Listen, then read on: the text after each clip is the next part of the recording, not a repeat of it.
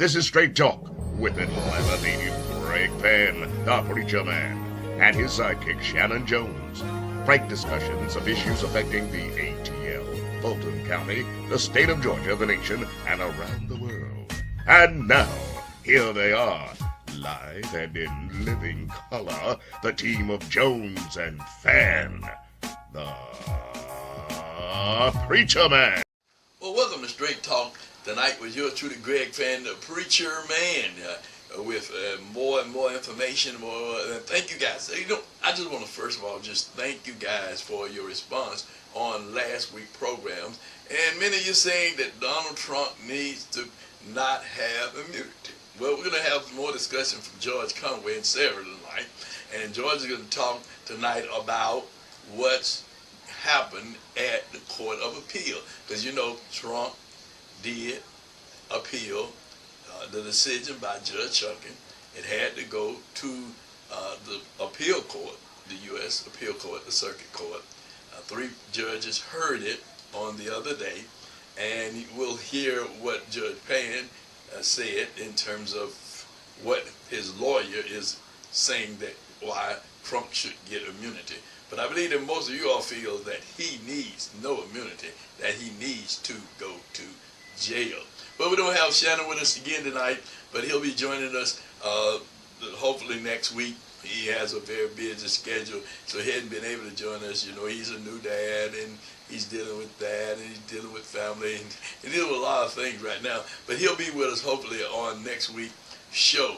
But tonight we have Miss C. Miss C's going to be with us, and we'll be talking to, we'll have Mr. Conway and Sarah, who will be talking about what happened the other day at the Court of Appeals for Donald Trump's immunity case.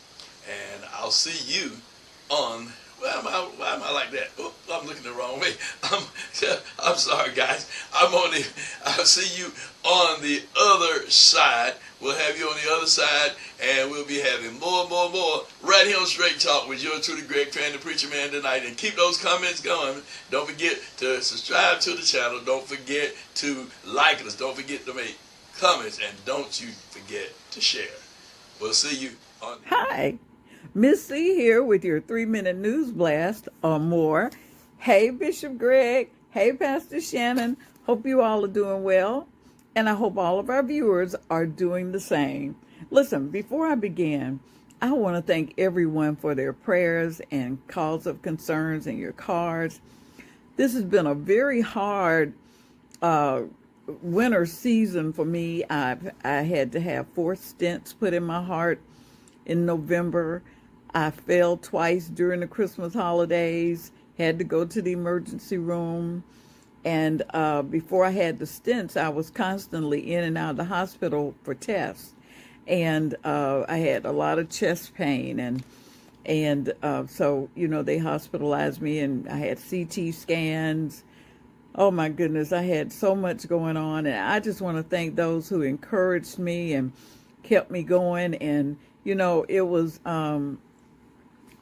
really an eye-opening experience for me. I've had illnesses and ailments before, but they kind of bunched up on me, and I didn't know if I was coming or going. But you know what? In all of that, God was right there, and I knew it. And I knew he was there because you all helped me to keep me encouraged and keep me going strong. And here I am today in the new year, and I'm so grateful to God and grateful to you all for your steadfast love. And I want to thank the my devotional prayer group that we meet every Monday, Wednesday, and Friday, and the Bible study at my church, Flipper Temple. Thank you all so much. I sit here today as a witness of what prayer can do. And I just want to encourage you to strengthen your prayer life, and, you know, increase and get a better relationship with God and Jesus Christ. And I tell you, it's going to be okay. All right. On February 5th from 9 to 11 a.m., it's Senior Day at the state capitol. The day will include lunch, a tour, a meet and greet, a photo with the governor, just a whole lot of good stuff. But now, if you want to attend, you must RSVP by calling 404-656-6372. That's 404-656-6372. Seniors, you're needed to show up and have a voice, have your voices heard, because among the concerns are companies trying to take senior citizens' property away from them, and they need you to come out and make a difference. Again, the number is 404-656-6372 to RSVP to attending Senior Day at the state capitol. That's February 5th from 9 to 11 a.m. It's a new year, and there's going to be a New Year's job fair hosted by the Goodwill of Georgia Smyrna Career Center Wednesday, January 17th from 10 a.m. to 1 p.m. The job fair will be held at the Smyrna Career Center, 3205 South Cobb Drive in Smyrna. If you have questions, call 1-844-344-9675. That's 844-344-9675, and it's about the Goodwill of Georgia Smyrna Career Fair. That's January 17th from 10 a.m. to 1 p.m. They do a good work there. They have a lot going on at that center. You should check it out. Okay, listen. The Power of Healthy Relationships presents a talk entitled Seniors Seeking a Soulmate, and it's going to be hosted by Dr. Anthony Stroman. That's going to happen January 18th at 9 p.m. And you can tune in to this informative conference by calling 267-807-9601.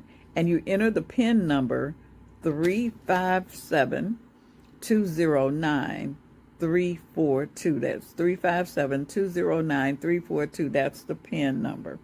And this is for seniors. If you're looking for a soulmate and you want a healthy relationship, then Dr. Stroman has some response to that. Okay? Now, listen, I'd like for you to do 4 things for me. That's 8, ain't it? I'd like for you to subscribe. I'd like for you to like us, and you'll see those little buttons right there on the screen somewhere. Okay?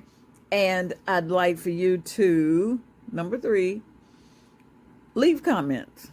Let us know what you think about Straight Talk News. Number 4, this is so important. Please share us with your family and friends. Don't keep this to yourself.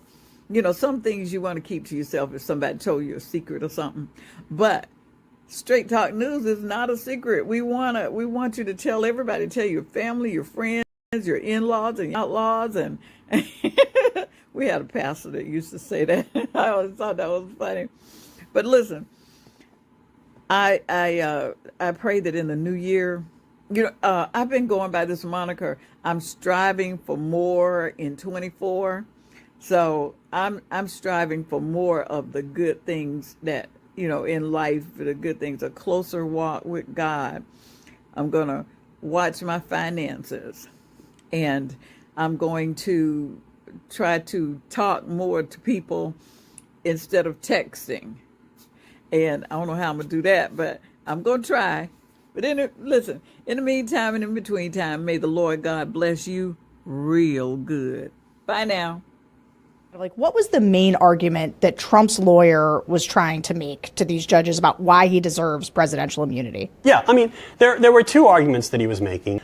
One was that the president is, as a matter of the separation of powers and the inherent nature of the Constitution and structural guarantees under Article 2 to protect the presidency's ability to function, there is an absolute presidential immunity from criminal prosecution. And the legal authority they cite for that is a long line of cases in the civil realm. And those civil cases hold that Well, the president is unique among public officials in that the things that he does affect the entire country frequently, if not the entire world. And if we were to hold him civilly liable for doing things that may be incorrect or illegal or, for any kind of screw up that he might make, he could be subjected to these massive claims for damages from everyone, for everyone in the United States or everyone in the world, and it'd be a huge, humongous class action. And it would be terrible because the president's going to always be thinking not about whether he's doing the best thing for the country. He's going to consider, well, I could be bankrupted here. And so essentially the Supreme Court on that basis held that there is an absolute civil immunity for the president for damages liability for actions taken by the president, quote, within the outer perimeter of his official responsibility, close quote. And it's very, very broad. It's basically anything the president is supposed to do, and it's connected to that, that should be covered. The second argument that he makes is a much, much weaker argument. Not that the first argument was strong. And the next argument he makes is based upon a provision in Article 1, Section 3, that deals with impeachment and the judgments that Congress can issue in impeachments. And the second part of the impeachment judgment clause is the part that Trump and his lawyers were relying on. And that clause basically says, in words of pretty simple language, that if somebody is tried and convicted in the Senate and removed, they can still be prosecuted in the ordinary course in the courts of law. They can be indicted and sent to jail after the impeachment trial. But anyway, what happened yesterday is they brought both of those arguments up. The argument that he is absolutely immune from civil liability, and then the argument that the impeachment judgment clause, by negative inference, prohibits him from being indicted because he was charged and not convicted in the Senate. And what happened was, those two arguments are in great tension with each other. I mean, there were two things that I think we all saw, or many people here following along, and you could read about it in my Atlantic piece, how an old friend of mine, actually, Judge Florence Pann, who I met 30 years ago, she was a summer associate at my old law firm, a very smart woman, just unbelievably smart. It was clear from your piece you really liked this woman. I thought she was good. She is fabulous, and if Biden puts her on the Supreme Court, man, that would be, he would be doing himself a big favor. And there's a good chance that might happen. I don't know. Yeah. Okay. So explain to me what you heard yesterday. Here's what happened. D. John Sauer, who is Trump's lawyer, he had a very, very gravelly voice. He's from Missouri, but he talked like a New Yorker otherwise. He's a graduate of Harvard Law School, a former clerk to Judge Ludig, a former clerk to Justice Scalia, and he was appointed to be Solicitor General of the state of Missouri by one then Attorney General Josh Hawley. So, he's got a red hat of a different sort, and he... The bad kind. The bad red hats, yes. And so he said, I'm going to go to the merits now, and he said, you'd be opening a Pandora's box, he said, if you allow President Trump to be prosecuted here. And he gave a couple of examples, and this is what we call in the law the parade of horribles. When you're just saying, if you rule against my client, then look at the bad things that would happen, and the bad things that would happen, he said, for example, George W. Bush could be prosecuted, to leave apart the statute of limitations, he could be prosecuted for having lied to Congress to get us into war. Barack Obama could be prosecuted for ordering drone strikes that killed American citizens abroad. And at that point, Judge Pann just cut him off right there. He didn't even get a chance to finish his argument at that point. He said, well, let me explore the implications of your argument. And she posed a couple of, about three hypotheticals. One is, what if the president sold nuclear secrets to a foreign power? What if the president sold pardons and personally profited? And the third one, which is the one that got the most attention, is what if the president ordered SEAL Team 6 to assassinate a political rival? Could a president order SEAL Team 6 to assassinate a political rival? That's an official act in order to SEAL Team 6. Is it your contention that the president is absolutely immune for those actions? And under his absolute immunity argument, the answer is yes, because, I mean, he might try to, he could fence about whether these were official acts, but issuing a pardon is an official act. Talking to foreign countries is an official act. I mean, selling goes a little beyond that, but he's in the normal course of, broad reading of his official responsibility. He's entitled to give information to foreign leaders. The third, he's entitled to, or he's the commander-in-chief of the military. He can order SEAL Team 6, as President Obama did, to take out Osama bin Laden. And the question is, well, that's, you issue an order, and this is the point that Judge Fann made, you issue an order, President issues an order to SEAL Team 6, that's official conduct, regardless of who he's sending them to go after. So the response that John Sauer gave on behalf of Trump was wishy-washy. He didn't want to say yes, those actions are all immune, because that's just an incredibly stark position. And at the same time, he was also taking this screwball position that I mentioned before about the impeachment judgment clause that says, which actually does say, his position was that negative implication, but the impeachment judgment clause actually does say that people can be prosecuted after they're thrown out of office. And so he took that part of what the impeachment judgment clause said, which actually is contradictory to the entire notion of presidential immunity, because, well, if presidents were immune, you wouldn't say a president or any public official could be prosecuted after being impeached and convicted. At least you would have said, except for the president, if you thought that presidents were immune from criminal prosecution for their official acts. So she starts drilling in on the tension between there. She's trying to get him to say, you're saying this is absolutely immune. This is Judge Fann.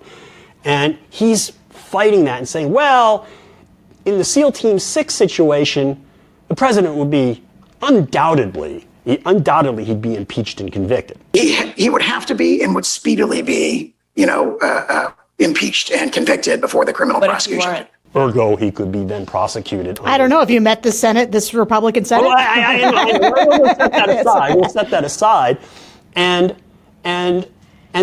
so Fann kept saying, okay, well, leave aside. Suppose that he is not impeached and removed, and there are a lot of reasons why presidents are not removed, or impeached, or removed. It could be one, the politics don't allow it, which is what happened twice with Donald Trump. A second could be that the evidence doesn't come out until after the president leaves office in the ordinary course. A third reason could be the president resigns before he is impeached and convicted, like a la Richard Nixon. So let's say the president, so the hypotheticals here, and I think they did kind of get into this later in the argument. The president could decide, on Trump's argument, taken at face value, if a president decided to order SEAL Team 6 to kill Chuck Schumer and Hakeem Jeffries, President Trump does this, and all the Democratic members of the Congress, or whoever he doesn't like, George Conway, Sarah Longwell, whoever, we're all, it's the night of the long knife, suppose he does that. And then he resigns before anybody has a chance to impeach him, which couldn't happen anyway since he's killed half of the Congress, then there would be no basis to prosecute him because he'd be immune, and the exception under the impeachment judgment clause that Trump allows would not apply. So it's completely insane. But anyway, what Judge Fann did quite brilliantly was trying to pin him down on. She finally got a clear answer after several go-arounds. And this is one thing you never do in an appellate court. When you're asked a question and you have to make a concession, don't fight it. You say, yes, Your Honor, that is correct. right? When they're asking you yes or no questions. You don't say, it depends, or no, but. You just say, you say yes. But I wouldn't, you separately make the point that you want to make. It's just very annoying to the courts, and you just end up wasting time doing that. But anyway, what she pointed out was, okay, your position that he's absolutely immune presumes that he's absolutely immune. He can't be prosecuted for anything. On the other hand, you're admitting that he can be prosecuted under the impeachment judgment clause. And there was an additional tension, which is the reason that he kept saying, Sauer kept saying, that we need absolute presidential immunity was because of the fear of political prosecutions, which of course is ironic because the one guy who actually wants to prosecute people for their political activities is Donald Trump. But let's set that aside. And so to have pureness in the criminal justice realm as it applies to president, you can't prosecute them because you can't have that. Then he's arguing, but you can prosecute the president if Congress says, and Congress is kind of a political body, last I checked, you can prosecute the president if Congress says so. I mean, the two positions cannot be reconciled. And Judge Fann brought that out. And it was just, when you see somebody taken apart like that in court, you know they are going to lose. And that's exactly what happened. Sauer was completely dismantled, and he was trying to fight it, but there was just the inexorable logic. And Judge Fann just kept drilling in on it. I mean, it just became clear that his position made absolutely no sense. And the ultimate, and what she was doing there was highlighting the complete tension between his one argument. Both arguments were weak arguments, and when you conflate weak arguments in a court of appeals or the Supreme Court, you just get destroyed. And that's exactly what happened here. His one argument says we need absolute immunity. His other argument says there is no absolute immunity. and the two don't mix, but he was conflating them, and in so doing, he set a trap for himself. And Judge Fann, just with great intellectual nimbleness, just picked them apart. Well, what was the main argument that Trump's lawyer? So much, Miss C, for your news and information always. And let's just keep Miss C in prayer. Let's keep Miss C in prayer. Miss C has really been battling with a lot of health challenges, but let's keep her lifted up before the Lord. And you can always get your news and information into Straight Talk News 1362 at gmail.com. If you'd like to be on the program, all you have to do is just email us at straighttalknews1362 at gmail.com. We'd love to have you on the program. We'd love to hear your point and view about certain things that we've talked about, or maybe you have some other interesting topic that you may want to discuss. I talked to a brother today. His name is Brother Richard Stone, Reverend Richard Stone, and he is working on a group that's looking at this gun control, the law that the governor passed, in terms of bringing organizations together who against the law and against people being able to carry guns, and making a statement and looking for people that would want to be a part of making that statement and working together in a coalition to deal with this gun violence and people getting a gun without permits and getting guns and just buying guns and just certainly willy-nilly, the OK Corral, right? So we need to, if you're interested in being a part of that, you want to know more about it, tell you what you do.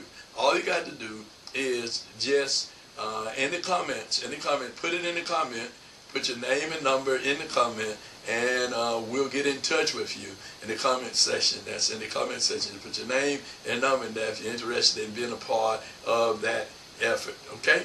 That's working with the Reverend Richard Stone and his group. Now, the other thing I want to just talk about what we just saw with Sarah and George Conway. Sarah and George Conway is an attorney. George Conway says that Trump is going to jail. Now, last week we did the immunity, and we talked about what Trump lawyers said when they were impeaching him, and said that after Trump gets out of office, he can be charged for criminal activities and go to jail. Well, his present lawyer was presented before the appeal court, the 11th Circuit U.S. Appeal Court, because, as you know, Judge Shanan heard the case, And when he claimed immunity, Judge Chuckett said he did not have immunity. So he appealed to the appeal court and the U.S. Circuit, the 11th Circuit U.S. Appeal Court, 3 panels, and they listened last week, this week rather, in terms of whether or not he has immunity or not. Now, you heard what George said to Judge Fann, the question she asked him, and how he waffled that question is, one sentence he said, yes, he has immunity, and one case he does not have immunity. He said, what is it? You can't have it both ways. It's one way or the other. Either he has it or he doesn't have it. And in my opinion, and your opinion, he does not have it. So we'll see what comes out of that. They haven't yet ruled and gave their opinion, but just stay tuned. Just stay tuned, because you'll just get it right here on Straight Talk. It ain't nothing but straight talk. Well, it's Super Bowl time. It's getting close to Super Bowl and playoff time. And I tell you, let's talk a little football. The Steelers, my team. I wish Shanan was on. I'd mess with him. And my team. The Steelers, we are in the hunt. We're going to be playing this week. We'll be playing Buffalo. I tell you, it's going to be on and popping. Don't think just because JJ hurt that the Steelers won't be able to do that thing. Well, when Pickett went out, Rudolph stepped in, and look at what happened. They are now in the hunt. Boy, possible. We can get to the Super Bowl again. It's a possibility. And but anyway, the Falcons, they done put their stuff up. They done found another coach. And the team that I believe that has fired more coaches than any other team in the NFL is the Atlanta Falcons. Well, there's another new coach I believe he's there in New England. His name is Gerard Mayo. Let's talk about Gerard Mayo, who is now the coach of the New England Patriots. He's their coach now, Gerard Mayo. Now, Gerard Mayo played with the Patriots. He was one of the Patriots players. He was drafted in 2010 to be a part of that team. He played 8 seasons, and of course, he won a Super Bowl ring, Super Bowl 49. He was a part of that team. He was a Pro Bowler. In 2008, he was Defensive Player of the Year. He had led the lead in tackles. And people said, well, how did he get to be head coach without being the interim coach? Well, there was a contract drew up that if Belichick left, then Gerard would automatically become head coach. So we're going to see a new head coach for the first time in 24 years there at with the Patriots. So let's see what's going on. But they won't be in the playoff this year. They won't make it. They didn't make it. 17-3 record. They're not making it. But my Steelers are there, and your Falcons, for you being a Falcon fan, they're at home. I wish Dick Anderson would listen to this program. It would hurt his heart to know that his Falcons are not going to the playoff, that they're at home. Dick. All right, ladies and gentlemen. I tell you, again, if you like to be a part of this program, we love to have you. If you have something, a comment you want to make, something you want to say, hey, put it in the chat. Put it in the comments there. Hey, and we read your comments. If you want to be a part of this effort on dealing with taking the guns out of people's hands, but they don't have to go to any process to be certified to say they have a permit to carry a gun, to help public people and public safety officers, we need to make sure that this law that Governor Kemp passed, that he can see the light at the end of the tunnel, that it's a bad law and it needs to be what? Repealed. If you with that, put it down there in the chat. Leave your name and number. If you want to be a part of the effort, just leave your name and number. We'll get in touch with you, and we're going to make sure that we do something about these guns in the hands of people that shouldn't have guns. Well, as always, as Miss C was saying, this is what we want you to do. We want you to subscribe to the channel. We want you to like us. We want you to make comments, and we love for you to share. So once you do that, and we'll see you next week right here on Straight Talk. It ain't nothing but Straight Talk with yours to the Greg Fann, the Preacher Man, and Shanan E. Jones. Hal, take us out of here, won't you? Want to be a guest on Straight Talk? Email Greg Fann at SHANN922 at Comcast.net or call 404-308-0795. Join us again for another episode of Straight Talk with Shanan Jones and Greg Fann, the Preacher Man.